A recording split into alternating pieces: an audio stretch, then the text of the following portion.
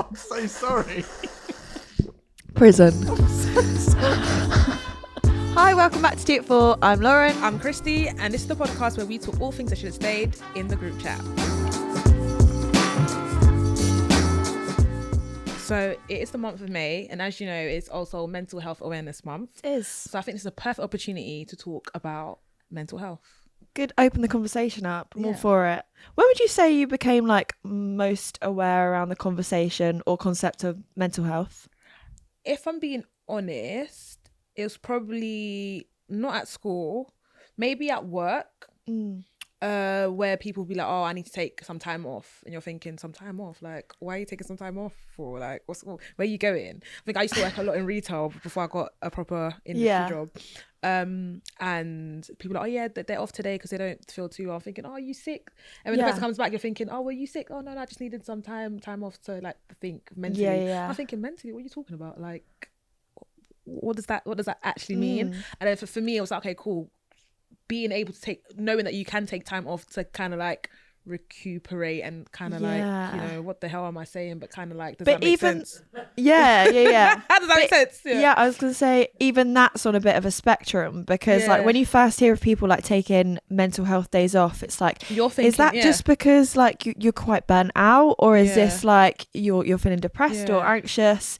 And do you find that when people would say like, oh, they're going to take a mental health day, do you find the people around them were accepting of it or curious? Or I think back then it was just like, okay, whatever, but then come back into work. I think now there's much more understanding. There's like, you actually have to like understand where other people are coming from. There's more education behind it as well.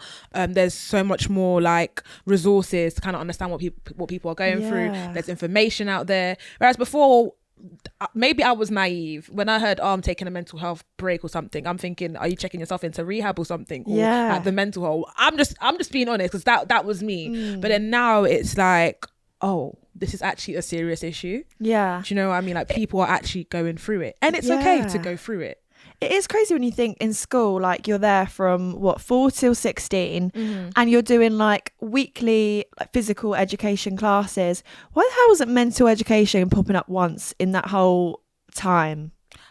Is it wrong to say that I feel like we were happier back then, or there weren't enough, there wasn't that kind of, I wouldn't say it's a moral panic, but then, you know, when people emphasize something a lot, back then we didn't, there was not that much focus on like mental health, mental well-being. It was more about physical well-being, how to communicate in class and stuff, how to go through relationships and stuff. There wasn't that kind of emphasis on mental health. Whereas now, I'm pretty sure there's stats out there, they're like school children are getting higher suicide rates, high suicide rates, therapy. There's like mental mental health counselling. Mental health counselling.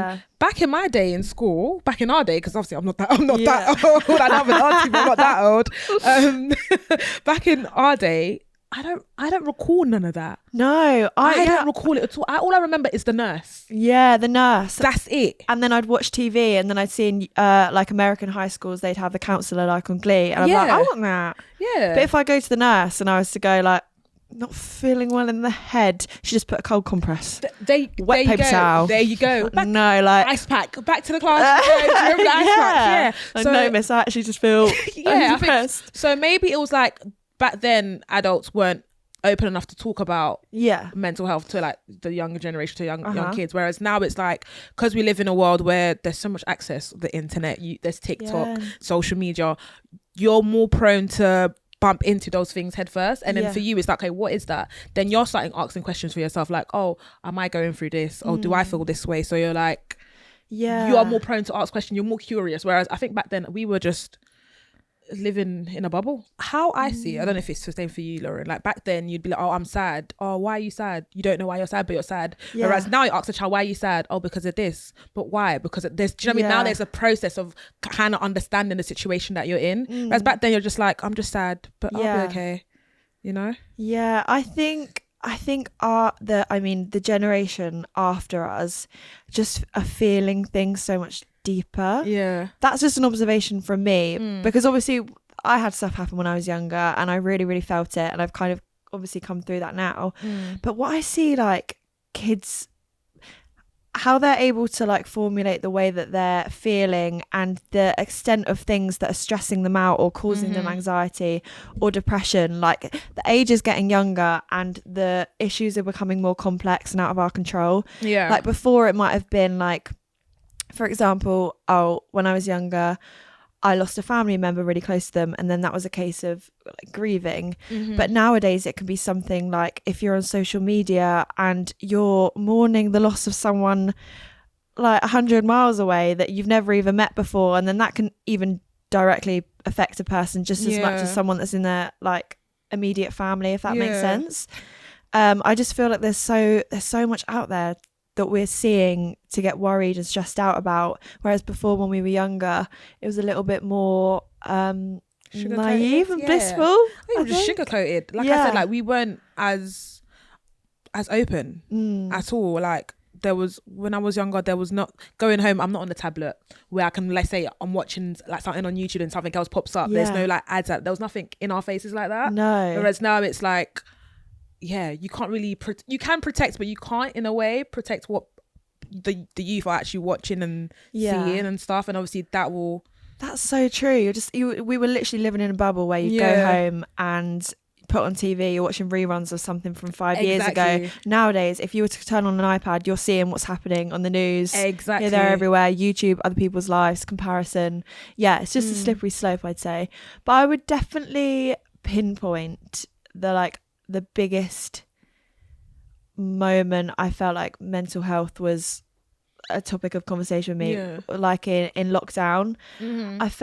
I did feel like I had a good relationship with like my friends and the people around me in terms of like venting problems, or if I was really suffering with my mental health, I could just go to them. But I do feel like lockdown and the pandemic was a point where I went, oh my God, these people that I've gone to for most of my life actually don't have the capacity to like listen to what like my issues are, and like my baseline anxious and depressed thoughts were then heightened by COVID, heightened by grieving at that time as well. And suddenly those people that I relied on as a support system I could no longer go to, and oh my God, not having an outlet for that, I spiraled. And that made it so much more confronting. Like, you actually need to make your mind a nice place to be, otherwise you like that would lead you on to like hating yourself. Hating your mind, hating yourself, pushing the people around you away, begrudging them for not being able to help you when that's not their fault at all. I think, did you find, I feel like for me, with lockdown, I feel like one thing it did actually highlight for me is like we all need to spend time with ourselves. Like, for instance, lockdown for me personally, and obviously my household, was a time where we're very sociable people. So the fact that now you can't socialize with anybody, you've got to like understand who you are, what you want to do and what you like and stuff. So it's having that kind of moment to kind of like put pause on the outside and put play on you. And for some people, they can do it. I feel like I kind of struggled because, don't get me wrong, I love my me time, you know, tea, EastEnders, enjoying that. But after a while, I was like, I don't like what's going on here. Like, I can't detach myself for the want of being outside. So it's like now I'm fighting myself or my thoughts, or what do I want to do? Are we going to stay like this forever? If this is life now, how is it going to affect me? And it's just like the constant questions that you're asking yourself, and then you're kind of like playing into your mind, especially with work. So I was made redundant. Oh my gosh, right. And I was just like, well, I'm young, I don't have no savings. Imagine if it's this life like now, what am I going to do? So it really kind of, I had a little mental battle with kind of like, it's okay, you can work your way throughout this. So it's just, lockdown was kind of hard. I don't want that to come back again. I don't want that to come back. So you liked the time, you think it's important to have the time where you spent by yourself? But also, it is. I do feel that. I feel like I experienced the opposite in the sense of I really liked my alone time and my independence before the control was taken away from me to have that. It was like, oh my God, I'm not choosing out of my own right to not see anyone and have those social interactions, and suddenly I really need and want this. And now I feel like I'm the opposite person. Like, I actually want to be seeing people a lot more. And see, now I don't want to see people no more. Crazy. I'm the type of person that, are you coming out? Oh oh, you know what? I'm sick. I have a headache. Or time of the month. So yeah, y'all go out. I don't have FOMO no more. Really? That's quite healthy. Yeah, I used to be big. Oh my God, I'm missing out. I need to be there. Now I'm just like, y'all enjoy. Yeah, that's tell me about it. I want to hear about it. Yeah. That's me now. I thought that's in a way. That's good. I guess it's helped. I do feel as well around that time, and in terms of mental health, like I really relied on work when you didn't have your friends or your family to be like that communication system, that routine. Yeah. And I feel like we've maybe not really got out of that in sense of like, I rely so much on getting validation from work, like keeping myself accountable through work, or keeping myself so busy that like I don't log off at 5 o'clock and have that work-life balance and like carry on working, because that's just like such a co-regulating system for me that I feel like maybe I've relied on that so long now. Like, what am I without it? Yeah. And that's a scary thought, I think, that I've had to kind of work through. Yeah. So in lockdown and post lockdown, I have been doing therapy. I'm a therapy girl. Okay, girl. I mean, it's not been an easy ride. Like I've been through several different therapists, and even the first one I went to, it was for like grief counselling, and she was on the end of the phone. She's like, I don't think you're ready to have grief counselling yet. I was like, I'm sorry, is there a rule book to say like actually you're not suffering that much right now? Which just blew my mind. But it's been an absolute privilege, because I know that therapy is not expensive. But it got to a point where I was like, I fucking hate myself. I hate the person I am right now. I hate the person I am around my friends. Like, I'm just not allowing myself to be present in life. So it had to be an investment, you know, to make. So I've been doing like therapy consistently. But your brain is literally, I never really like understood this until I did it, because I've done like short bursts of like counselling sessions, which kind of worked at the time, but then it gets to a point again where you're like, oh my God, there's the void, like all these thoughts are just coming back. And I've never understood the importance so much of like, your brain is a muscle that you have to constantly be training to deal with things and utilize those tools and mechanisms to live a normal and happy life. And like when I go to a therapy session, if I'm not doing the work on the 7 days between the next one, it's pointless. Of course, So like, you go to the gym and you're trying to get better at that, you've just got to do the exact same thing with your brain. So you're consciously working to feel better in yourself. And I feel good. I feel so much better.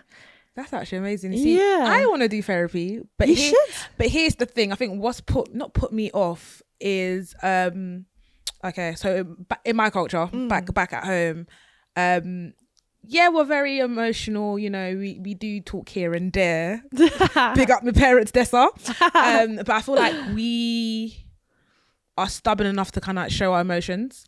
So for instance, I feel like me at home, I'm the type where I'm very bubbly, but also I'm quite affectionate.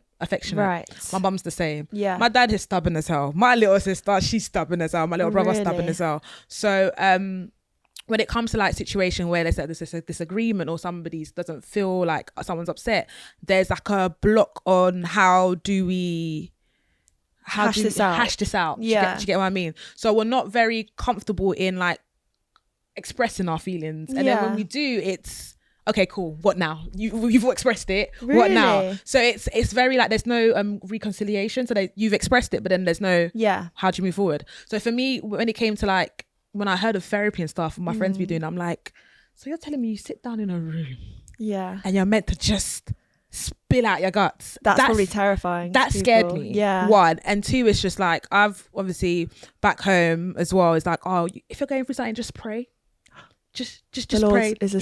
Just pray. Yeah. Which, to be honest, I hear it. Yeah. You know, it does work. But then for me personally, I'm just like, we need a solution here. We need a solution. Yeah. So, because obviously I've always had that, you don't need therapy, blah, blah, blah. I've kind of found other ways to kind of express myself. Right. So I think, for instance, if that's through painting, so I paint when I'm upset, just to get through things. If not that, then I go on walks. Yeah. The gym is another place of therapy. Yeah. Or I'm calling up my good sis and be like, sis, I need to vent, or bro, I need to vent. Nice. Do you know what I mean? I think that's me. So I've found other ways to kind of like delve into a type of therapy, which is not really therapy, but it's just me releasing. Expression. Releasing what's in my brain. Because if not, I think that's really interesting you said about like the praying thing as well. Like something I've learned and had to come to terms with is you can outsource advice or comfort from people, but they're not always, people aren't mind readers, and they're also not going to be able to provide you with the healing that you always want. Like I've realized like a person can't be everything. Like you could have one friend you go to and they're quite good to vent to. They'll give it to you back. You think after that, thank God I let that out. You might have another friend that's a good listener. You might have another friend that's like a solution kind of problem. Or you might have another friend that's just like, you know, the sympathy, the people, come on, let me take her. But one person isn't going to be everything. And I think something I had to work through was like, I can't go to 6 different people to fix my problems. So 100%. Trying to, you kind of done well in beating through that and then just finding it in yourself. Yeah, finding myself. I think so. Now what I do, I haven't done it in a very long time though. Is I've got this book, a journal. So I write. I love journaling. So when I'm upset, like I'll be writing everything out, right? Then once I'm done, I chuck that journal like behind my bed. So I think it's somewhere behind my bed. I don't know where it is, but I've not touched it in ages. Interesting. So, and then when I do, let's say, feel like upset, go find it, and I read back on what I've gone through. And I think for me that helps a lot, because it's like, oh, look at, this is where you were at, this is where you are now, and kind of like comparing, okay, this is what happened here, this is how you are now, and that kind of helps me to be like, okay, I'm okay, you're growing. I'm growing. I'm growing, it's fine, go through these things. I tried to write in a journal, but as soon as I started writing in it, I was like, I thought I was Jane Austen or something. Like I write in my journal as if it's like going to be published 30 years later. I don't know, no one gives a fuck about my problems. But I just saw myself, oh my God, I even wrote like in the journal like, haha, who do I think I am? Bridget Jones? And I was like, shut up, you're actress. I'm not gonna lie, I think my book at the beginning is like, I say to myself, hey Christy, remember you're a bad bee, but sometimes you're gonna have your moments, but it's okay, we got this, let's go. She's writing a script. Literally, it's like you're just talking to yourself or talking to some, like the imaginary friend or the imaginary person that you are. That's journaling for me. That's one of the best things about mental health, I think. You just talk to yourself as if you would a friend. I'm a big believer in that. Obviously, me doing a therapy, I realised that I'm in a very privileged position to be able to afford that. Obviously wasn't the case for a long time, and it has helped. What used to annoy me every time is when you go meet a therapist for the first time, and in that first session you almost want to be like, oh my God, I wish I could take my brain out and put it on the table. Every time I'm rehashing trauma and triggers, and you're still not getting the whole picture, and then like they don't even talk in that first thingy. That's £65 down the drain, and I'm not even sure if we're gonna vibe. You've just listened to my story. Damn. Must be so entertaining to be a therapist. She's got all the tea. Gets all the tea. But I think it's also where it's like people need to understand that therapy is not like, if I do 4 sessions then I'm okay. Exactly. It's actually a journey. And it's one way I feel like, so one of my friends, she does therapy, and she's like, she thought on her like sixth session should be done, like, you know, I'll be okay, whatever. And then that's when her therapist was like, I feel like we should continue. And she's been going for like a good 6 months now, but she said it's really helped her. And I'm just like, that makes sense. So she thought, oh yeah, cool, I'll go in there, do whatever I gotta do, then I'll be gone. Whereas it's like getting to know yourself from like the beginning to where you are now, because you could be started talking about one thing, and then they'll be like, oh, do you know like where that derives from? And that's a whole new section to unpack. That is crazy. But it is, you make a good point there about so you might feel like you don't necessarily need it, but I think that's where a lot of people are at, where they think, oh, I'm good, like I don't get depressed or anxious thoughts. But I think it's so healthy to kind of be checking in with yourself every so often. And not everyone can afford therapy, but I utilize a lot of things like podcasts, and like, I think there is conversation around it, but I think education awareness is not there. And like, I've listened to a few podcasts that help me understand like the science of the way you feel, like you feel. Like even when I was younger, I wish I understood like hormones a little bit more, not in the like, sexual aspect, but more like how that will affect me feeling like the world was going to end when I was younger. Gosh, and it's like I listen to these podcasts that just like explain like what triggers are, what basic anxiety, what trauma is, and it just, I feel like that's like a textbook everyone should have, because then you just have more compassion for people, and just more worldly knowledge. That's not grammar, but that's the words. Yeah. I hear what you're trying to say. Yeah. I hear it. I also feel like with therapy, what we have to be careful with is, of course, there's a lot of people on the internet. So there's TikTok, there's social media, where people be like, oh, you're going through this because of that. It's one of them ones where, yes, it's free access, but also find the time to kind of delve into trying to find therapists that you can actually afford. Because you feel like you can take the easy option out and be like, oh yeah, cool, I'm just gonna listen to a podcast or listen to this person on TikTok, but then how is it really helping you? I don't know. I think if you're at that point where you can't be forking out that amount of money a week, it's like a lifeline. I'm not gonna lie. That's why I think it is good for stuff like TikTok to. But then it's hard, because it's that whole thing of like, if you're sad, you might be having a sad day. Yeah. That whole thing of like, I start watching a few sad TikToks, a few sad films, a few sad playlists. Songs, she's got the Drake on, she's in her feels. Am I delving more into the sadness by like, like the algorithm? The algorithm could make me sad before my own fucking brain does. It's true. Yeah. And it's like, but I don't know. That's a little bit skeptical view, but even when I think about podcasts, it's so helpful for me, because I even went through a phase where I was like struggling with emotional eating, and it was through TikTok that I watched one video about something, and then I start understanding, oh my god, this is like a binge eating disorder, and then from that, then you get to see online coaches that are trying to provide a service, but just more understanding of everything that just makes you feel like you're at least one step closer to feeling better about yourself. I do feel as well is like making the most of what you said, like if when work have like these options that these perks that you can utilize as well. I think it's not shying away from that. I feel like a lot of people are like, oh yeah, the work provides this, but I don't want to do it because I'm prideful. Just do it. Yeah. If you're second guessing therapy, just do it. Do it. Help yourself out. Give yourself some flowers. Even if you're being curious, like, I'm not doing so well up there today. Yeah. Attend to it. Don't just keep pushing it away. And especially if the help is there. I think we're actually so lucky to be able to come to work and cry in front of your manager. Like, if you were to do that 20 years ago, they'd look at you and be like, why are you crying? What is going on? Yeah. But the conversation around everything from like, even being a young person in a cost of living crisis to things like postpartum depression, like, I don't know, suicide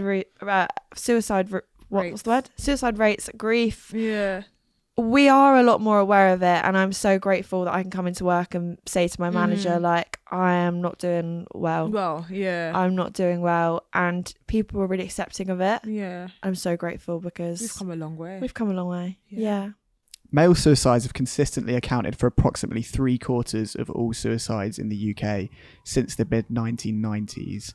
Why do you think it is that men are more likely to commit suicide than women?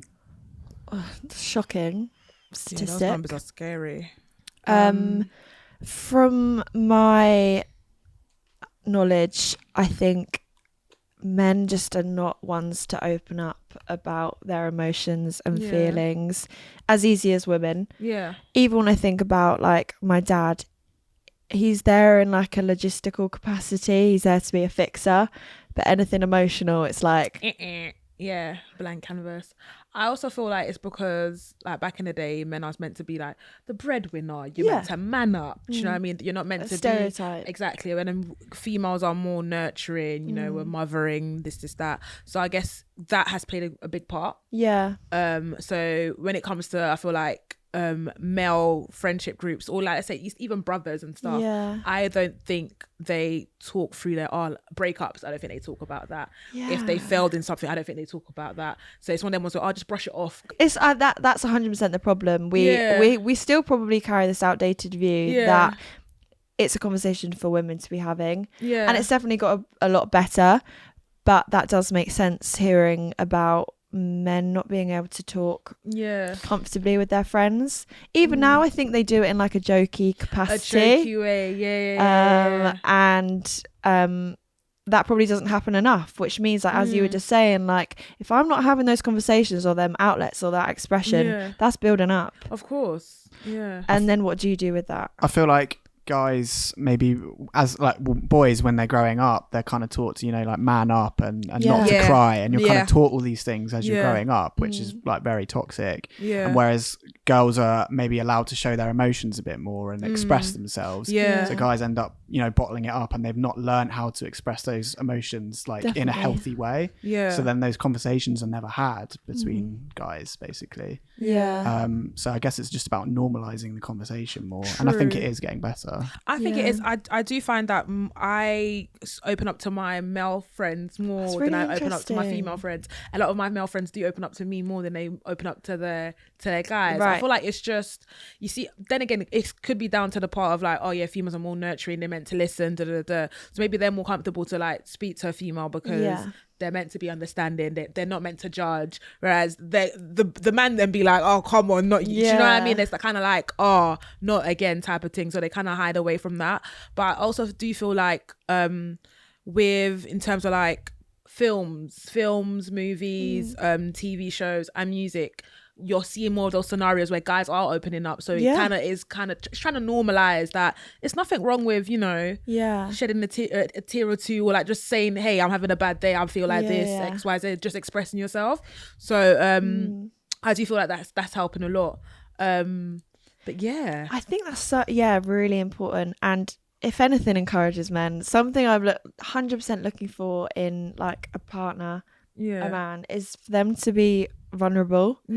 And I just don't think you could have like a sustainable relationship if it's one-sided. Like if I feel like, I don't think I could be fully vulnerable to a person that couldn't reciprocate it back. 100. So they've got to start that early. Get ready for my tears. Boys cry all day. I just think that's an interesting way to look at it. But it's definitely could be done more. And also, like sober, I think we're more inclined to like,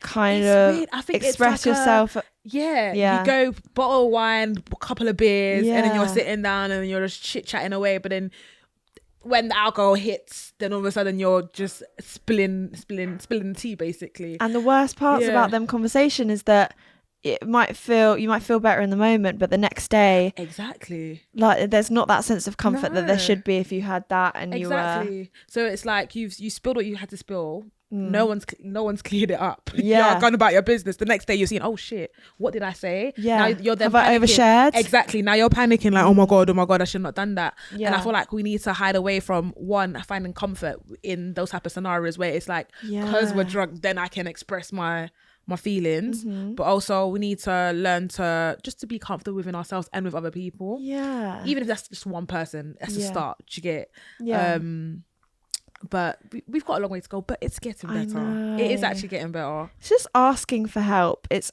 absolutely not easy. No. But like I say it all the time, but like that whole concept of a problem shared is a problem halved.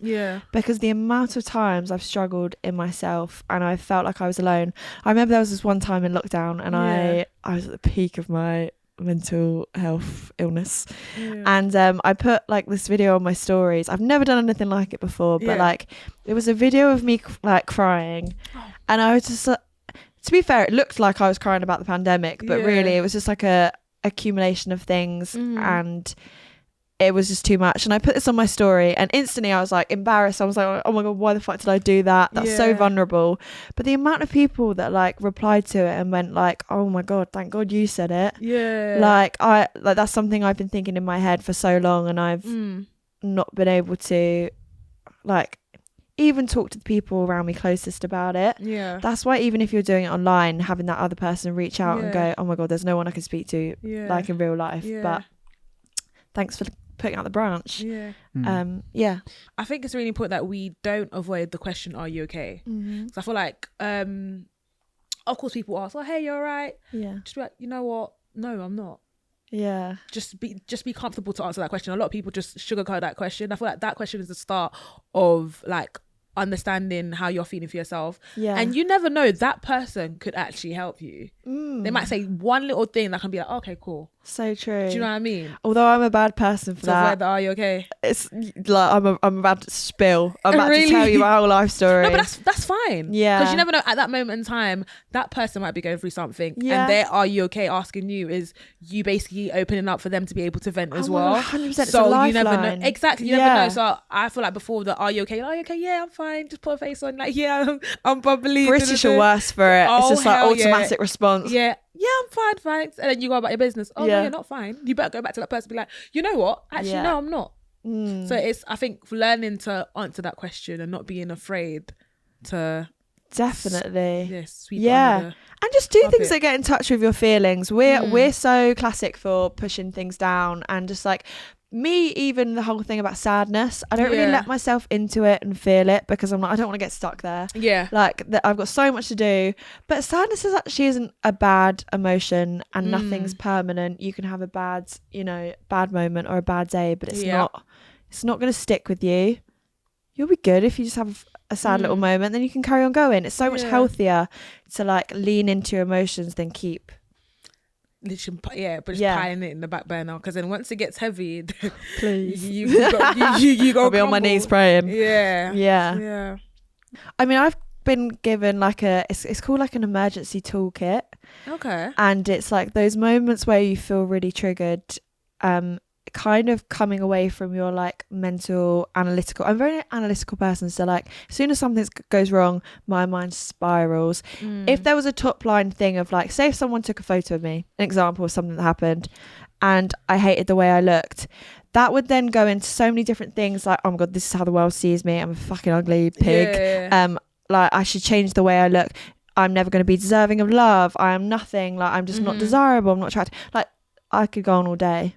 What is that? I think it's just like drilling or something. Oh, okay. Yeah, I could go on all day like ruminating on those bad thoughts, but it's a lot to do with like we actually forget we've got whole bodily sensations, and you can kind of do small things to take your mind away from, I don't know, going into that dark place by doing physical things.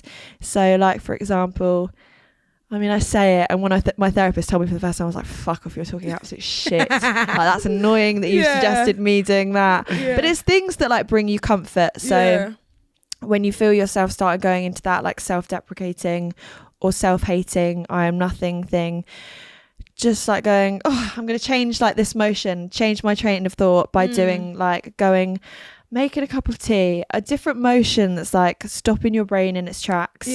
Or I don't know, whether it's calling a friend or doing something that brings you basically as well, like the whole thing of your inner child. If you were tending to your child self sat in front of you, what would bring them comfort? Because a lot of those feelings that I have now are kind of like, if you unpacked it does come from back then. And I think just like what would bring your inner child comfort right now? And it's like, I'm going to take myself for an ice cream, I'm an adult, I can literally get up and do that. And then it's also doing stuff very intentionally, so like waking up early first thing, don't go on your phone first thing, try and meditate, or just give yourself like small atomic habits that make you feel like you are looking after yourself and taking control of those bad thoughts, because it's so easy to fall into the bad. And oh my God, I've been there. But and also just don't be scared to let them out, because I feel like the more that you resist them, the more they come. And the other things in the emergency toolbox were like scents that make you feel really calm. Or like some people might go out and do a run to exasperate energy, and I feel like we're so obsessed with this high paced life and like distracting and things like that, but actually just slowing down and doing things like yoga or reading or going for a walk is a lot. Yeah, nap, sleep. Sleep regenerates them thoughts. I'd be like, good night. Good night. Yeah, for sure. Or like listening to a podcast, something that will take you out of that mindset where you feel like it's just going to be bad forever. It's just almost going, oh my God, stop for a second. Let's do something else. Oh, that feeling that I was just feeling 5 minutes ago actually didn't need to get that bad. No. Something that's going to break the thought pattern, right? Yeah, exactly. Yeah, I find that's the hardest part. But as soon as you get over that and do something, then you're up and out of bed and you're like, actually, I'm feeling a lot better now because you've interrupted that thought process. Yeah, exactly. Shut that door, open the next door. Yep, that was something fun there. Yeah. Although mine's got like, I've gone through weird phases where it takes you a while to figure out what's the right thing to stop the process, because it can be unhealthy habits. But the more you invest in yourself. Mine was so unhealthy. Do you know the goo pots? Say less. Yeah. I've got literally I use that for little ramekins everywhere around my house. I use that as my little paint pots now. That's how bad it is. I've got that much at home because of that. Yeah. Whew, yeah. That's all right. Have compassion for yourself. That's what she wanted at the time. Yeah. Feel like poo. Have a goo. There you go. Obviously, I've been sat there sprawling all about briefly going into my history with it. But would you say you're someone that suffers with mental health or anxiety? I feel like I now suffer with anxiety now, just because I'm a very bubbly person, as everybody knows. I am the life of the party, I'm the clown in the room, and I love it. But I do also feel like I can't have moments where I am allowed to be upset or quiet or just have some downtime, because people expect so much of me. Yeah. So it's weird for me. It's kind of like it took me a while to kind of learn that you're allowed to be quiet. Yeah. But then I feel like I'm the friend that people ask me, oh, I'm going through this. I'm the listener. That's nice. But when it's the other way around, when it's my moment to like, I'm going through this, I don't have those people to talk to. Yeah. Which is weird, because I'm just like, I always kind of trick myself and be like, you're not meant to feel like that. Just go back to the bubbly self.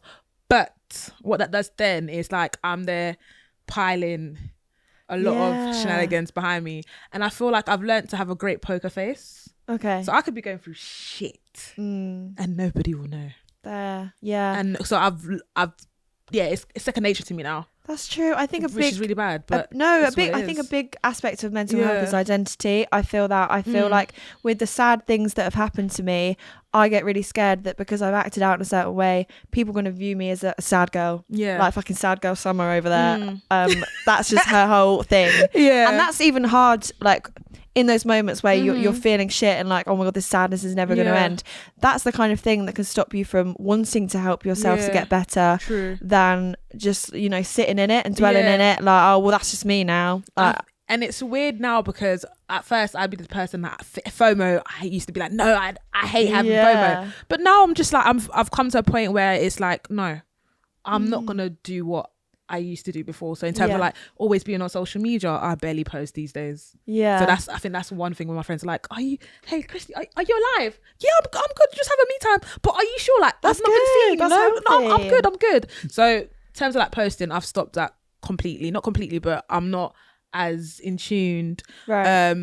I deleted Twitter for a long while. I think that was where my anxiety started, because a lot of people are doing thoughts. It's like a fucking thought forum. A lot of people are doing stuff like, let's say for instance, they're in better jobs or they're doing this, and I'm just like, what am I doing with myself? Yeah. And obviously because you're always constantly on that thing scrolling, you're seeing loads of things that are happening, and you're thinking, okay, why is this happening for them? It's like, and it's not happening for me. So you're thinking like, am I good enough? Yeah, Twitter and Instagram are the worst. It's like being like massively telepathic. Like I've got the whole cast of Inside Out on these fucking different platforms. Yep. On Twitter, I'm seeing everyone's thoughts. Yep. On Instagram, I'm seeing what everyone's doing. Yeah. What am I supposed to do all that and process my own? Yeah.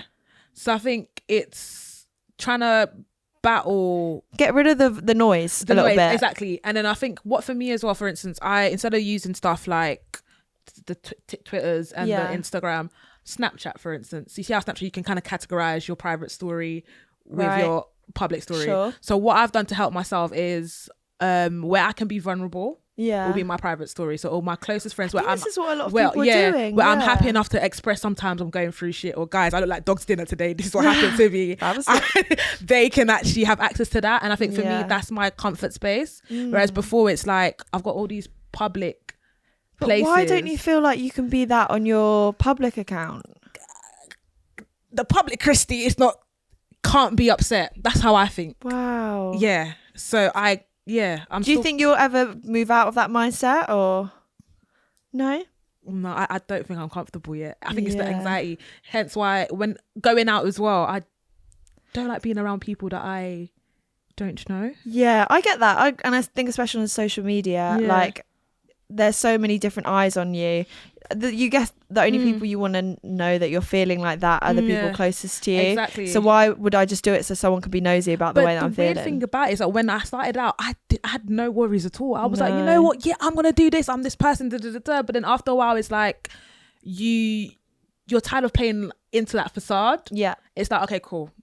It's tiring. I'm tired now. I really just want to be me. Yeah. So I do feel like throughout the years, my anxiety has heightened. It's heightened now than before. Before would be like, yeah, whatever. Yeah. But now I'm just like, yeah, I'm just the calm, cool and collected Christie. You are. But there's nothing wrong with saying if you're having a bad day. No, I'm getting there. So she's on the edge.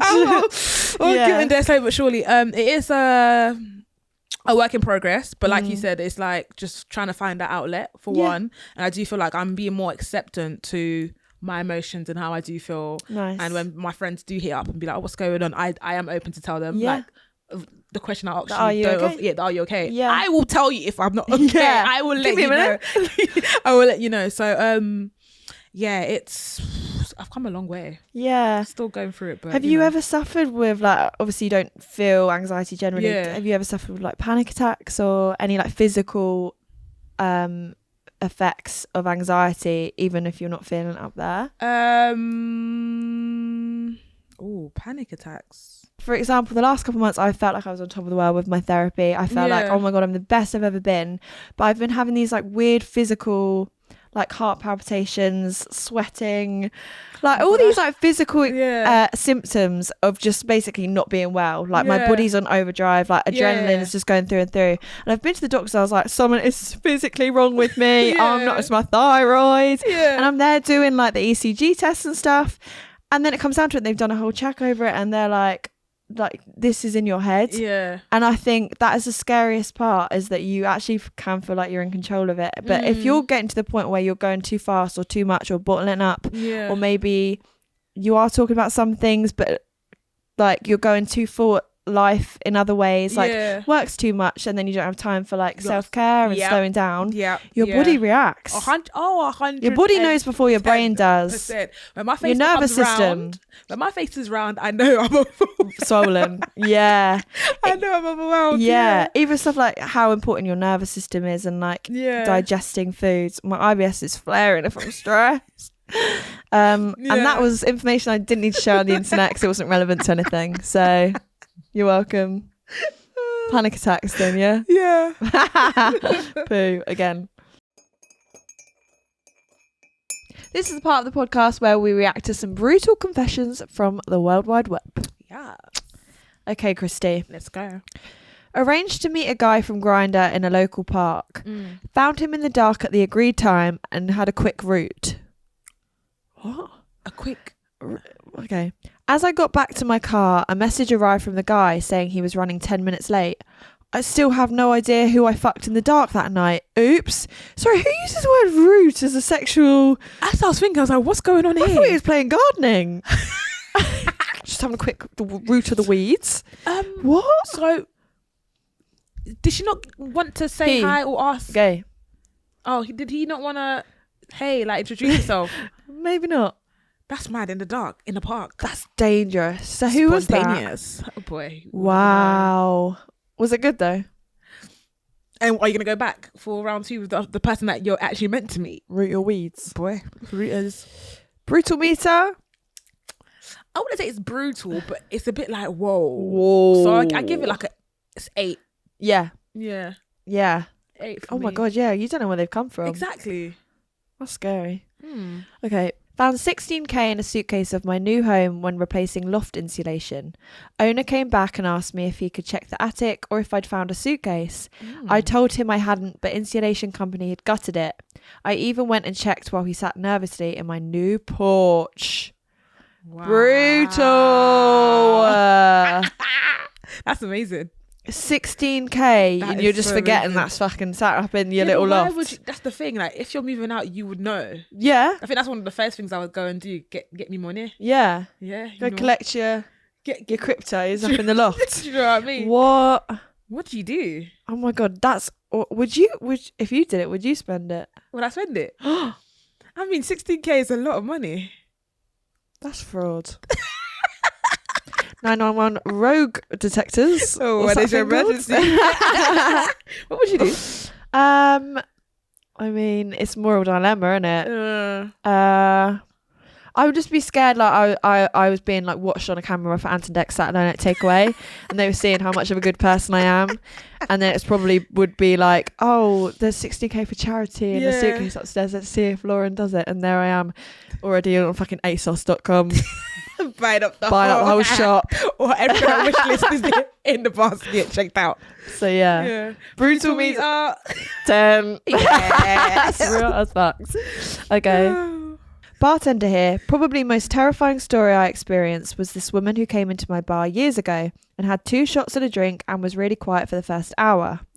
Then she called me over and asked if I could call the police. Whoa. I said, what was the problem?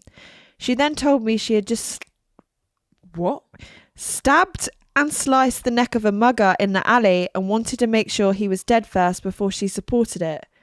Reported it. Did I not say that? You said supported it. Yeah, I support you. Okay. She then told me she had just stabbed and sliced the neck of a mugger in the alley and wanted to make sure he was dead first before she reported it. Note, police were called, mugger found dead, woman not arrested or charged. She denied ever telling me that she wanted to wait an hour before calling the police, claimed that he had passed out in an alley and woke up, and then came into the bar in shock. So 1 drink and 2 shots is telling me that you're unusually calm about the scenario. So you've done it before, and you 1 drink and how many shots? 2, Christie. So 2 shots. So you've nursed your drink because you're not down in a drink. So you've nursed your drink. You're reminiscing on what you just did. It's probably replayed salt, in your head. Tequila, lime. Do you know what I mean? Still sat there. She's a serial killer. Correct. Brutal meter. 10. Yeah. Break the meter even. Say less. Honestly, scary. She'll do the last. She didn't even get arrested. That's crazy. Okay. Why do I always get the toilet ones? My girlfriend left the toilet without flushing. I accidentally saw and smelled her poop in the toilet. It was disgusting. Should I break up with her? Grow up. You freak. Everyone poos. Exactly. And why are you sniffing it? Why are you looking? Are you telling me you scooped it? No, that's disgusting. What's going on? Wait, did he say that? Said, my girlfriend left the toilet without flushing. I accidentally saw and smelled her poop in the toilet. Chrissy, you just made up a whole detail that he's taken out of his bare hands. He's not, how you smell poop? In the air. True. He's not fucking playing. Why did he say slime? Why did he say that it smelled?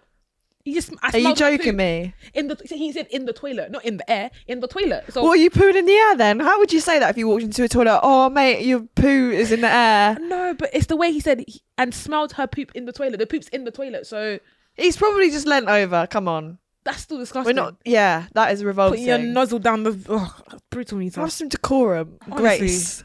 Jane. 20. Please, you're breaking the brutal meter for me. Really? That's disgusting. Why that's brutal. That he's going to split up with her. Yeah, I don't think you should. Maybe tell her that that's what you did, and maybe she'll break up with you for doing that weird. Correct. You're obsessed with my poo. Gosh. When I was 20, I met the perfect man. Handsome, kind, funny, intelligent, generous. Invited him to my 21st birthday. He met my sister. They've been together for 15 years and have 3 kids. Being the maid of honor was the hardest day of my life. Bomber. Clart. Oh my life. What's this with people getting with people in people's families? Bro. There's 7 billion people in the world, and I learnt that number from a Justin Bieber song, and you're still getting with my You met him at 20, came to your birthday at 21, met your sister at your birthday, and now has 3 kids with your sister. In a year? They've been together for 15 years. So since her 21st, they've been together for 15 years. Well, sorry. Put that in your pipe and smoke it. Brutal meter. 10. 10, yeah. That hurts, boy. Yeah. All right, let's do one more. I once got my annual salary paid in 1 month. No one contacted me from our wages department. I emailed them a few days later, but put a comma rather than a dot in the address so it would fail to send. What a guy. And so I'd have proof I'd told them.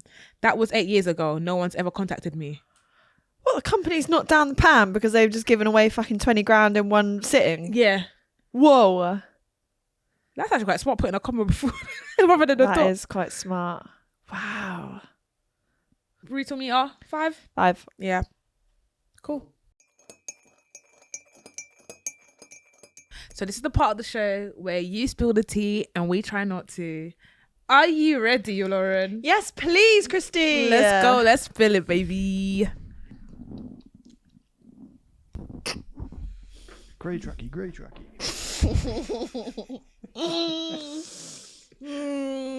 Okay. Ready? Mm-hmm.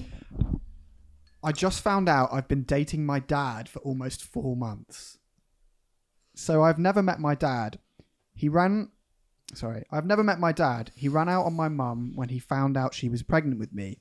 There are no pictures of him anywhere and my mum hates talking about him. All I know is that he was emotionally abusive to her and a real asshole. I, 25 male, have always had a thing for older men. Call it a fetish or daddy issues, but I only date or sleep with men aged 40 and upwards. My family don't know this, or that I'm gay for that matter. It wouldn't be an issue, they've just never asked and we don't talk about personal things like that. About 6 months ago, I met David at a club. We hit it off straight away. He's in great shape for his age, really attractive and charming. He left for 2 weeks on a work trip a few days after we'd met, but we messaged constantly and I really liked him. We went on a date when we got back and have been dating ever since. He has a lot of money and I'm basically his sugar baby, but that's not the reason why I was attracted to him. Definitely a plus though. I didn't tell anyone we were dating apart from my 2 best friends. He also never met any of my friends or family and I never met his. This changed last night. We were at a restaurant when out of the corner of my eye I spotted my mum. She had not seen us yet, but David noticed me looking at her. I'll forever remember the way his face changed when he saw her. His expression went from cordial to this casual. Spelling mistake. His expression went from casual to this blank, panicked look. I obviously noticed and got a really bad feeling, so I asked him what was wrong and he just got up and excused himself. I kept asking where he was going and grabbed him so he couldn't leave. At this point, I was really confused and suspicious, but I would never have guessed what would happen next. At some point, whilst he was getting up, my mum must have spotted us because the next thing I know, she's standing next to our table, asking me what was going on. I couldn't really pinpoint her facial expression because it looked like she was horrified, but I obviously didn't know why. By this point, David was visibly uncomfortable and looked like he wanted to die. He was literally sweating. I was about to explain what was going on when my mum said, "Why would you go behind my back like this?" I was so confused, but thought she was angry because she didn't know I was gay. I was annoyed, so I casually told her I was just on a date with my boyfriend and tried to grab David's hand, but he jumped up and ran away. My mum looked like she was frozen in place. Her expression made my skin crawl. She told me to get up and go with her. I quickly paid for our drinks and appetizers and left with mum. We sat in her car in silence for 10 minutes. I was texting David asking why he ran away, but he didn't reply. When my mum finally spoke, she asked me who I thought David was, and I explained to her how we'd met and how much I loved him. Eventually, she told me who he was, my real dad. I cried like I've never cried before. I wanted to puke. It's been 2 days now, and we haven't spoken about it since. Oh my God. What an extended storyline, mate. Horrible. No, but he's a pussy because why not there and then do like, I think I'm your dad, bro? Did he not fucking look at him and then see himself right back up? Brother. Yo. Why are you running away? What? Daddy? Yeah, daddy, why are you running away? Don't go anywhere. Say it with your chest. Do you know what I mean? That's so fucked up. I cannot even imagine. Whoa. So hold on. Don't have the same surname. Probably not. Might take a mum's. Yeah, but then shouldn't he know mum's surname? They've never spoken about him or anything. That's fucking crazy. My ex thinks I broke up with him because I didn't want a relationship. The truth is, we did 69 with him on top and he had a dingleberry hanging from his crack. What's that? I couldn't look at him the same way again. A dingleberry is like a piece of shit attached to the hair. There's another word for that. A winnet. A what? Winnet. A winnet. Winnet. What? You can go through. Winnet. Wow, that's disgusting. I mean, you can't judge everyone. You could. Okay. We lost Dad to prostate cancer last year. That's not funny. Why am I laughing?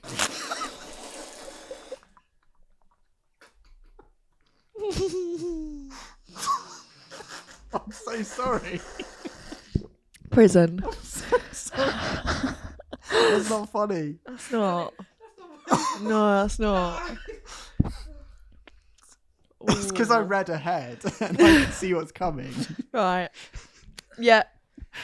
Good. That's going to be a good show, isn't it? Okay. That's not funny. Oh, come on. Let me have a napkin. Cap. Oh, Sorry. God. Okay. So as I was saying.